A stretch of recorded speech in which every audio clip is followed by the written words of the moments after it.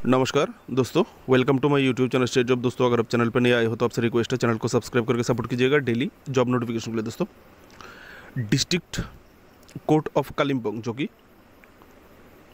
Calcutta high court की under में है दोस्तों, वहाँ पर stenographer, English stenographer, LDC, orderly, night guard, process server and sweeper का रिक्रूटमेंट होने वाला है। टोटल 37 पोस्ट है। ऑल इंडियन कैंडिडेट अप्लाई कर सकते हो। अब इंडिया से कहीं से भी हो आप अप्लाई कर सकते हो, क्योंकि हाई कोर्ट का जो जॉब है वो सेंट्रल गवर्नमेंट का जॉब है, इसलिए कोई भी अप्लाई कर सकते हो। ठीक है, देखिए दोस्तों, stenographer group B 2 post, lower division clerk यानी LDC 13 post, group C category, orderly यानी ऑफिस पियून जो ऑफिस में काम करता है ऑर्डरली का, वो 17 पोस्ट है। प्रोसेस सर्वर यानी जो सम्मन जारी होता है ना, सम्मन वगैरह जो देते हैं वो, group C category 2 post, night guard group D 2 post, sweeper यानी कर्मा बंधु ग्रुप डी 1 पोस्ट। ठीक है दोस्तों, आप लोगों को सैलरी मिलेगा English stenographer group B category के लिए जो लेवल 10 का सैलरी मिलेगा वो 32,100 से लेके 82,900 रुपये मिलेगा। और ये जो पे स्केल है दोस्तों ROPA रूल्स 2019 के हिसाब से है। ठीक है, वेस्ट बंगाल गवर्नमेंट का। दोस्तों, lower division clerk LDC group C के लिए लेवल 6 का मिलेगा 22,700 से लेकर 58,500 का पे स्केल मिलेगा। ऑर्डरली और ऑफिस पियून के लिए ग्रुप डी के लिए 17,000 से लेकर 43,600 मिलेगा। उसके बाद प्रोसेसर सर्वर यानी सम्मन जो जारी करता है उसके लिए 21,000 से लेकर 54,000 का पे स्केल मिलेगा। नाइट गार्ड के लिए 17,000 से लेकर 43,000 मिलेगा और स्वीपर को 17,000 से लेकर 43,600 मिलेगा। ठीक है, ये है आपका वेतन। दोस्तों, क्वालिफिकेशन और एज लिमिट में आप ऑफिशियल नोटिफिकेशन से आप लोगों को बताने वाला हूँ। दोस्तों, वीडियो थोड़ा लंबा होगा क्योंकि दोस्तों ये सभी जो पोस्ट है अलग अलग, सभी पोस्ट का क्वालिफिकेशन मुझे डिस्कस करना है, सभी पोस्ट का सिलेक्शन प्रोसेस डिस्कस करना है, सभी इसका जो एग्जाम पैटर्न है किस प्रकार का सिलेक्शन होगा सब डिस्कस करना है, इसलिए वीडियो थोड़ा लंबा होगा। आप लोग थोड़ा धीरज रखिएगा, धैर्य रखिएगा, उसके बाद आप लोग वीडियो को देखिएगा तो आप लोग को यहाँ पे पूरा इन्फॉर्मेशन मिल जाएगा। ठीक है, job category central government job है, आप लोग जानते हो, Kalimpong district West Bengal job location होगा। ठीक है, सिलेक्शन प्रोसेस रिटन टेस्ट होगा, हर एक पोस्ट के लिए अलग अलग एग्जाम पैटर्न है, मैं आप लोगों को आगे बताने वाला हूँ। Apply mode online, starting date 17 April से अप्लाई स्टार्ट हो चुका है। अप्लाई का लास्ट डेट 17 मई 2024, जिनको भी अप्लाई करना है कर लीजिएगा। ठीक है दोस्तों, एप्लीकेशन फ़ी ऑफिशियल नोटिफिकेशन से आप लोगों को बताऊंगा। ठीक है, अलग अलग पोस्ट के लिए अलग अलग एप्लीकेशन फ़ी है, इसलिए वहाँ से मैं आप लोगों को बताऊंगा। Official site www.kalimpong.dcourts.gov.in। आइए दोस्तों, ऑफिशियल नोटिफिकेशन देखते हैं। ये दोस्तों ऑफिशियल नोटिफिकेशन आप ऐसे देख सकते हो। ये देखिए यहाँ पर डेट दिया हुआ है 17 अप्रैल से लेकर 17 मई के बीच में आप लोगों को 17 मई की शाम की 5 बजे तक आप लोग अप्लाई कर सकते हैं। ठीक है, ऑनलाइन रिक्रूटमेंट पोर्टल जो है वो www.kalimpong कोर्ट रिक्रूट 2024.in। दोस्तों, ये लिंक आप लोगों के लिए वीडियो पर अवेलेबल है, मैं आप लोगों को दे दूंगा। ठीक है, ये देखिए दोस्तों, इंग्लिश स्टेनोग्राफर का जो पोस्ट है, यहाँ पे जो सैलरी मैंने बताया आप लोगों को, सैलरी और पोस्ट ये देख सकते हैं। ये आप लोग ऑलरेडी मैं आप लोगों को बता चुका हूँ, ये स्केल देख लीजिएगा। यहाँ पर आप देख सकते हैं वैकेंसी डिटेल पोस्ट वाइज। ठीक है, कैटेगरी वाइज जो पोस्ट वाइज वैकेंसी है, अपने किस कास्ट के लिए कितना आप देख सकते हैं।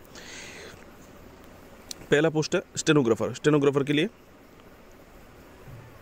UREC कैटेगरी के लिए 1 पोस्ट है और ST कैटेगरी के लिए 1 पोस्ट है, टोटल 2 पोस्ट। ठीक है, उसके बाद LDC के लिए UR के लिए 3 पोस्ट, UREC कैटेगरी के लिए 3 पोस्ट, OBC A कैटेगरी के लिए 1 पोस्ट, OBC B कैटेगरी के लिए 1 पोस्ट, OBC BEC कैटेगरी के लिए 1 पोस्ट, SC कैंडिडेट के लिए 1 पोस्ट, SC EC कैटेगरी के लिए 1 पोस्ट, SC एक्स सर्विसमैन के लिए 1 पोस्ट, ST के लिए 1 पोस्ट। ठीक है दोस्तों, नेक्स्ट पोस्ट प्रोसेस सर्वर कम सम्मन बेलिफ, यहाँ पर 2 पोस्ट है जिसमें UR के लिए 1 पोस्ट और SC कैंडिडेट के लिए 1 पोस्ट।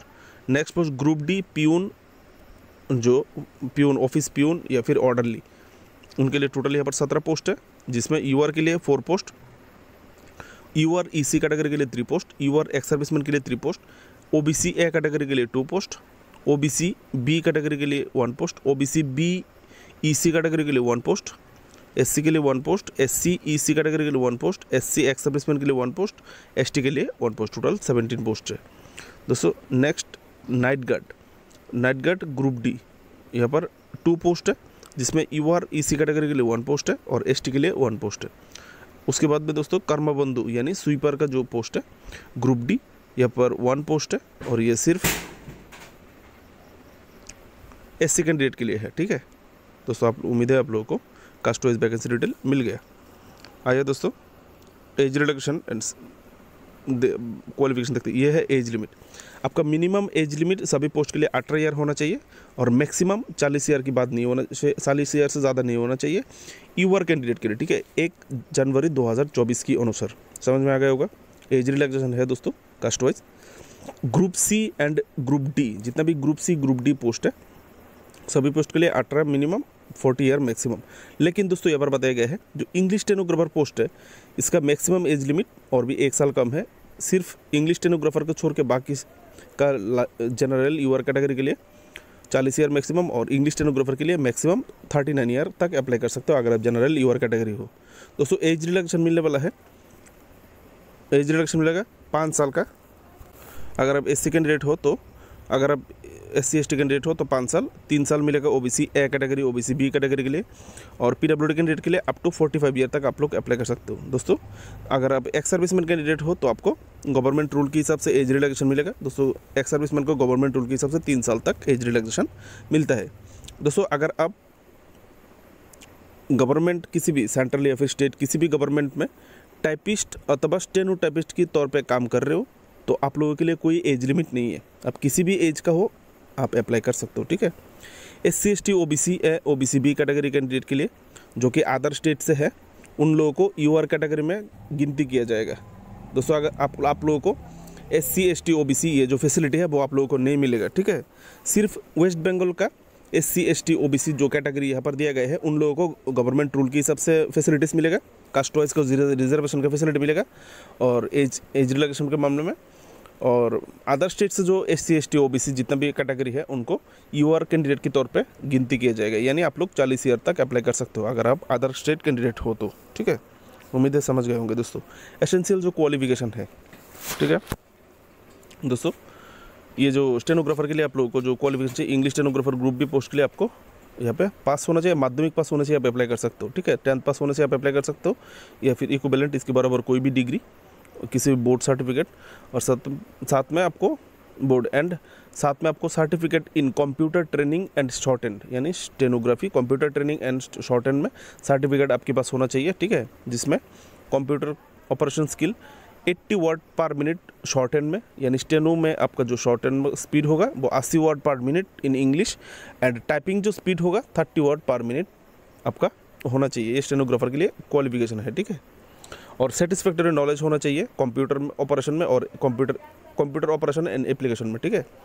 नेक्स्ट पोस्ट दोस्तों LDC पोस्ट के लिए लोअर डिवीजन क्लर्क के लिए मास्टर पे माध्यमिक और इक्विवेलेंट, आपको माध्यमिक या फिर इसके बराबर कोई भी डिग्री होने से होगा आप अप्लाई कर सकते हो, ठीक है। मास्टर पोस्ट सर्टिफिकेट आपके पास सर्टिफिकेट होना चाहिए इन कंप्यूटर ट्रेनिंग का सर्टिफिकेट आपके पास होना चाहिए, ठीक है। माध्यमिक पास के साथ साथ LDC पोस्ट के लिए, ठीक है, किसी भी रिकॉग्नाइज्ड यानी सरकारी इंस्टीट्यूशन से, ठीक है। ऑपरेशन एंड टाइपिंग दोस्तों।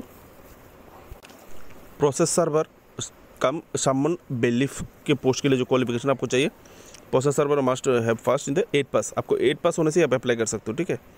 Basic knowledge in computer operation desirable, normal आपका कंप्यूटर नॉलेज आपका होना चाहिए। कंप्यूटर का जो जितने नॉर्मल काम होते हैं वो आप लोग सीख लीजिएगा, अगर नहीं आता है तो सीख लीजिए, ठीक है। अगर 1-2 महीने प्रैक्टिस करेंगे तो आप लोग को ये सब आ जाएगा, ठीक है, अभी से अगर शुरू करेंगे तो।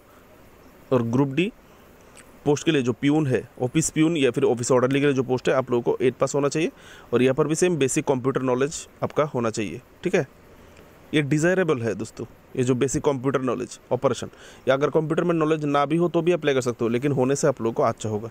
नाइट गार्ड के लिए जो क्वालिफिकेशन चाहिए, नाइट गार्ड ग्रुप के लिए मास्टर पास आपको 8 पास होने से आप अप्लाई कर सकते हो रिकॉग्नाइज्ड स्कूल अथवा इंस्टीट्यूशन से।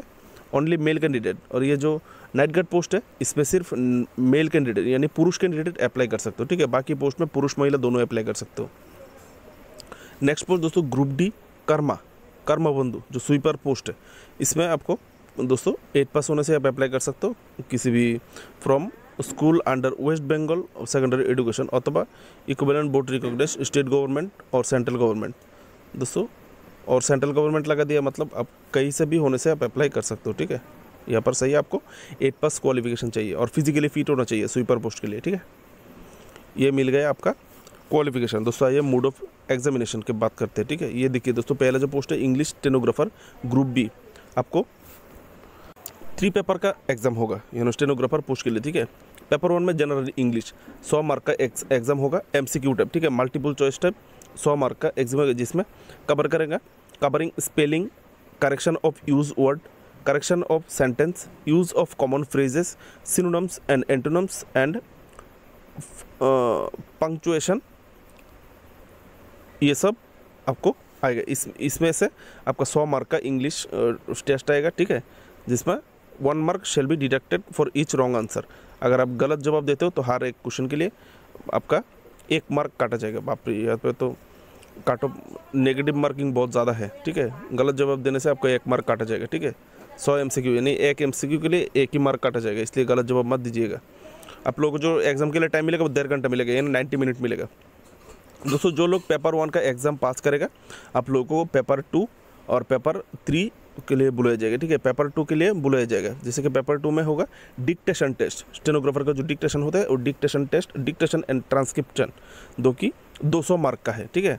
200 मार्क में से comprise of English dictation lasting 10 minute, आपको इंग्लिश डिक्टेशन देना पड़ेगा 10 मिनट का, फॉलोड बाय ट्रांसक्रिप्शन। उसके बाद आपको ट्रांसक्रिप्शन टेस्ट देना पड़ेगा। Note in the candidate own hand writing, आपको हाथों से transcription of note in candidates own, आपके हाथों से लिख के देना पड़ेगा, ठीक है। Hand writing for an hour and hand writing for an hour, 1 घंटा आप लोगों को टाइम मिलेगा, जिसमें आपको हैंड राइटिंग ट्रांसक्रिप्शन लिख के देना होगा। एंड पेपर 3, जो पेपर 3 का जो एग्ज़ाम होगा टाइपिंग इन कंप्यूटर, यहाँ पे 100 मार्क का, ठीक है। पेपर 3 में 100 मार्क का एग्ज़ाम आएगा आप लोगों को पेपर 3 में। Where candidate are required to typing from manuscript accurately on the computer not less than 30 word per minute, कम से कम 30 वर्ड पर मिनट आपको टाइप करना होगा। 30 वर्ड पर मिनट के नीचे आप टाइप नहीं कर सकते, नहीं तो आप फेल हो जाओगे, ठीक है।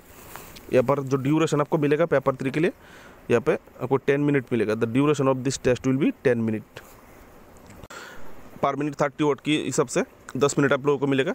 आप लोगों को ये मोनोस्क्रिप्ट एक्यूरेटली टाइप करना होगा, ठीक है, टाइपिंग टेस्ट। ये पेपर 3 है। तो यहाँ पर जो स्कीम है देखिए, the duration of the test will be 10 minute, आपको 10 मिनट मिलेगा।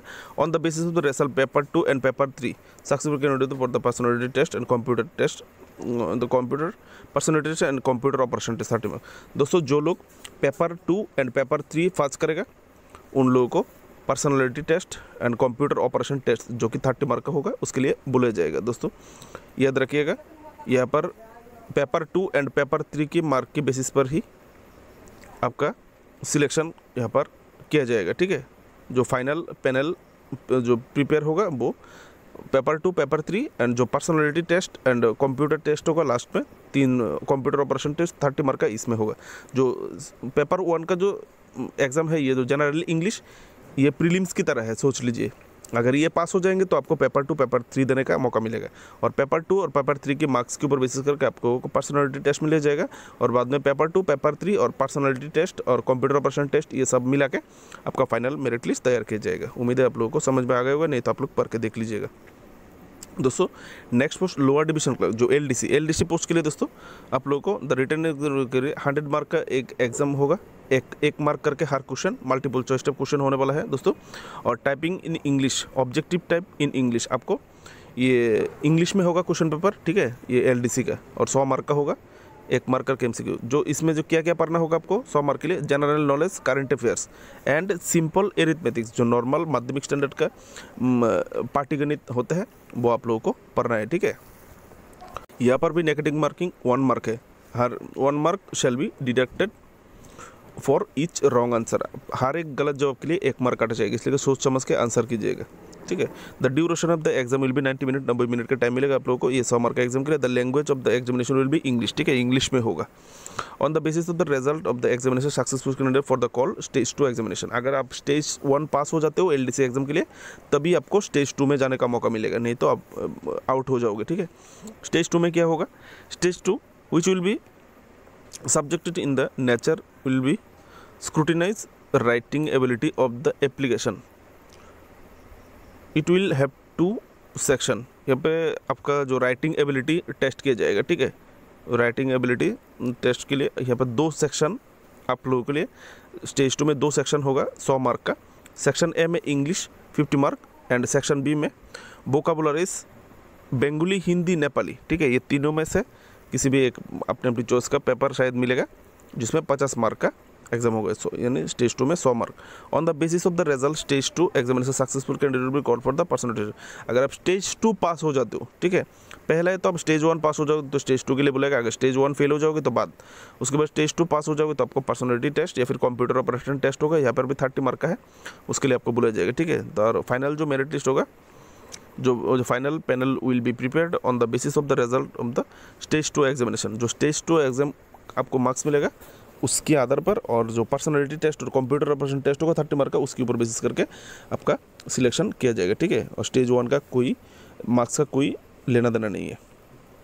प्रोसेस सर्वर यानी समन बेलीफ, यहाँ पे आप लोगों को जो the candidate shall be appear in a written exam होगा 100 मार्क का, कंप्रेसिंग ऑफ 100 मार्क। यहाँ पर भी मल्टीपल चॉइस टाइप है, 1 मार्क करके हर एक क्वेश्चन पे।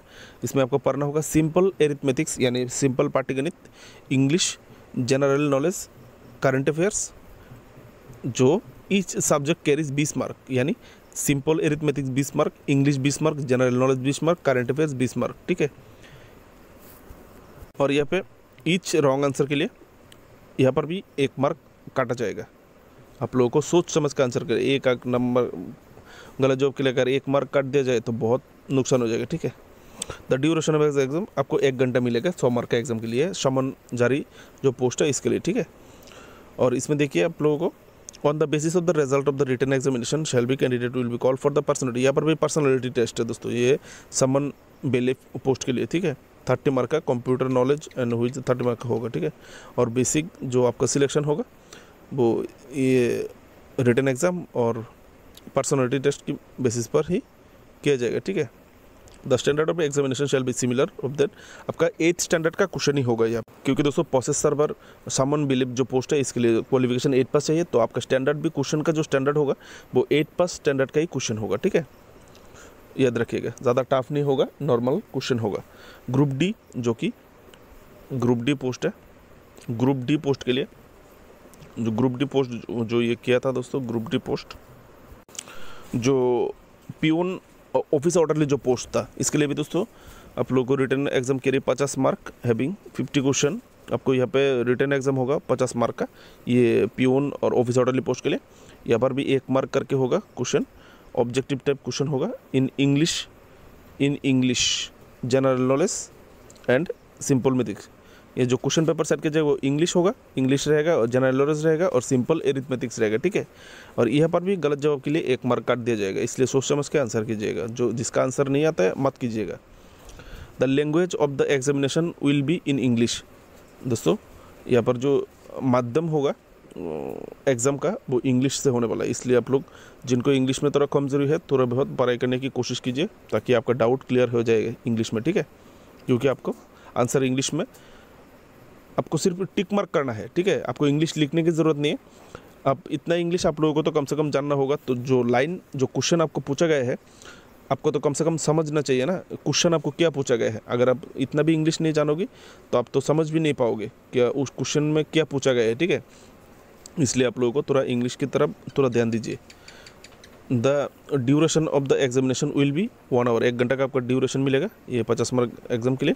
On the basis of the result of the examination successful candidate will be personality test. यहाँ पर भी पर्सनैलिटी टेस्ट होगा, यानी फेस टू फेस आपका मौखिक परीक्षा लिया जाएगा परीक्षा, और उसके बाद कंप्यूटर ऑपरेशन टेस्ट होगा 15 मार्क का, ठीक है। अगर हो सकता है तो होगा, अच्छा मार्क्स मिलेगा आपको, नहीं हो सकता तो कोई बात नहीं। And the final merit list will be prepare the total marks obtain in the examination and personality test computer operation test. आपको जो 50 मार्क्स में से रिटन से कितना मिलता है और पर्सनैलिटी टेस्ट से कितना मिलता है और कंप्यूटर ऑपरेशन टेस्ट 15 मार्क्स जितना मिलेगा तो आपको मिलेगा, आपका सिलेक्शन किया जाएगा ये group D office orderly post के लिए। दोस्तों next post night guard group D, जो कि नाइट गार्ड पोस्ट के लिए, यहाँ पर भी 50 मार्क का एग्जाम होगा, 1 मार्क करके होगा हर एक क्वेश्चन पे, और चॉइस होगा ऑब्जेक्टिव टाइप क्वेश्चन, और इसमें भी सब्जेक्ट होगा English, general knowledge and simple arithmetics. जो 8th स्टैंडर्ड का यानी 8 स्टैंडर्ड का जो इंग्लिश है, ग्रामर वगैरह, जनरल नॉलेज, सिंपल एरिथमेटिक्स, वहाँ से 50 मार्क का MCQ आएगा, और 1 मार्क काटा जाएगा यहाँ पर भी रॉन्ग मार्क के लिए, रॉन्ग आंसर के लिए 1 मार्क काटा जाएगा, इसलिए जिसका आंसर ना आए आपको आंसर मत कीजिएगा, ठीक है।